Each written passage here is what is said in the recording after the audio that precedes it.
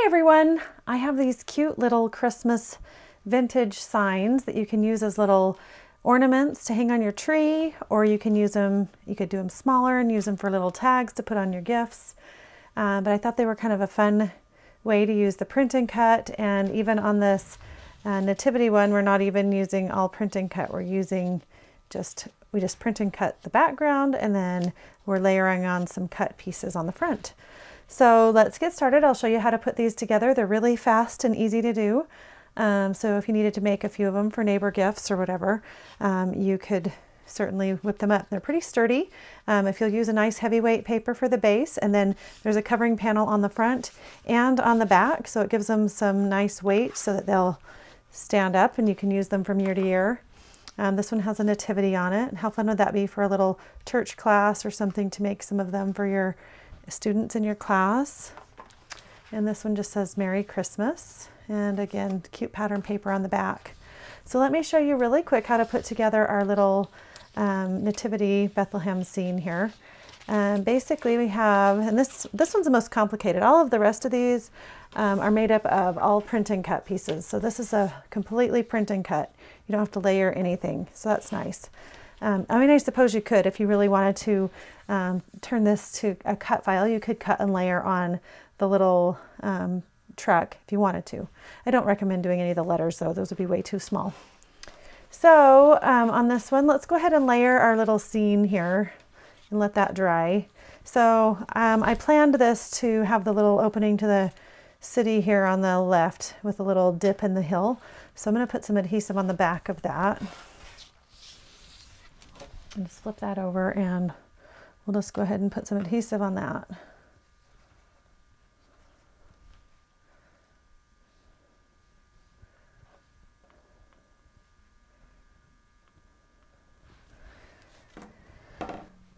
Then we'll flip that over.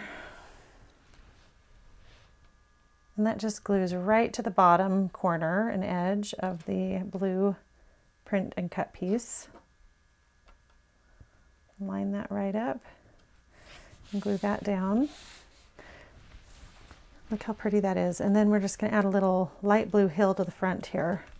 So I'm going to go ahead and add some adhesive to that as well.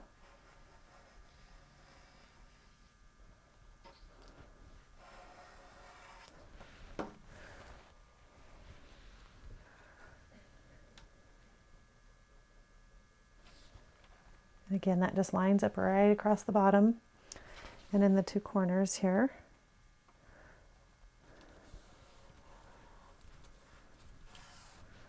Just glue that down.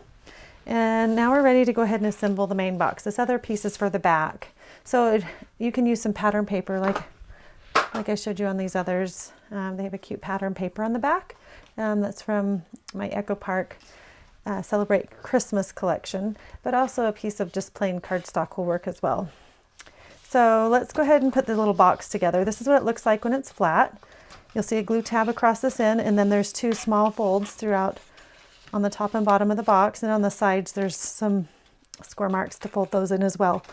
You'll notice there's two holes here on the top, and that's where we're going to go ahead and put the string. We need to put that through before we put the box together, or else you won't be able to get inside to tie those off. So on this one, I'm going to use a little piece of jute and just go ahead and feed that through to the inside of the box. And I've just folded everything to the inside in preparation to put this together on the score marks. And then you'll want to, depending on, I made these holes about 1/8 of an inch, so depending on what material you're using, this string is going to require a pretty good size knot. But some of the ribbons you can just tie once or twice. So that's going to hold that in good, and then we'll just feed this other side through. And to make that bigger knot, I'm just looping it around several times. There's 3. We'll see if that's big enough. Actually, I'm going to pull that back a little. I thought the string was a little long. And then we'll just trim that off. Well, let's make sure our knot's big enough first. Make sure it doesn't slip through. That's actually kind of close, so I'm going to tie one more knot in there. just to make sure it's a nice big knot, and then we will trim that off. And none of that is going to show because it's on the inside of our box, so that's great.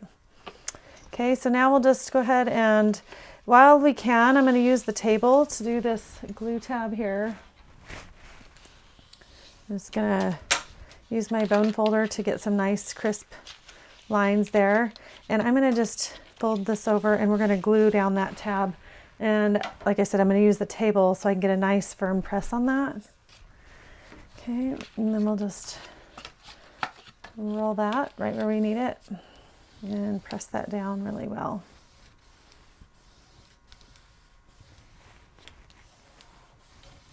Once that's dry, we'll put the sides together. Just go ahead and form your little box. It's almost like a little thin piece of wood or something like that.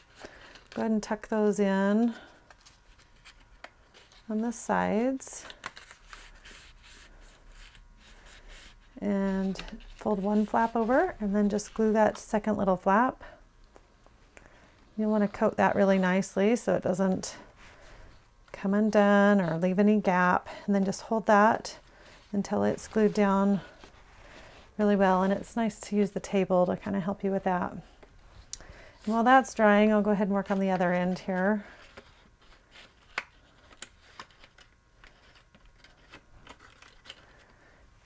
And I like to fold those where they overlap the same direction. So we'll just fold just like that, and then they'll match. That way I can use this as the front of my box, and you won't see any seams or anything from the front. So go ahead and glue that down.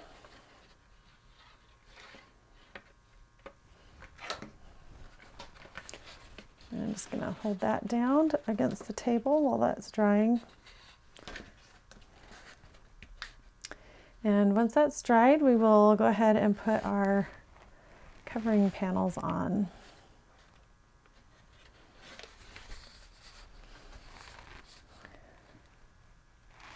And right now this is about 8 inches wide.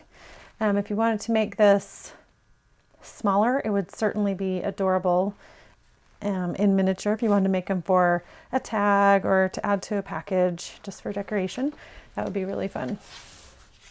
So now we're ready. I just want to make sure I'm getting it on the front. This is the front, so we're just going to glue that right there in the middle. And there's a little less than 1/8 of an inch gap all the way around, so it's a pretty tight fit. And you can also do some inking on the edges, like I'll pull this other one back in just a moment. I'll show you.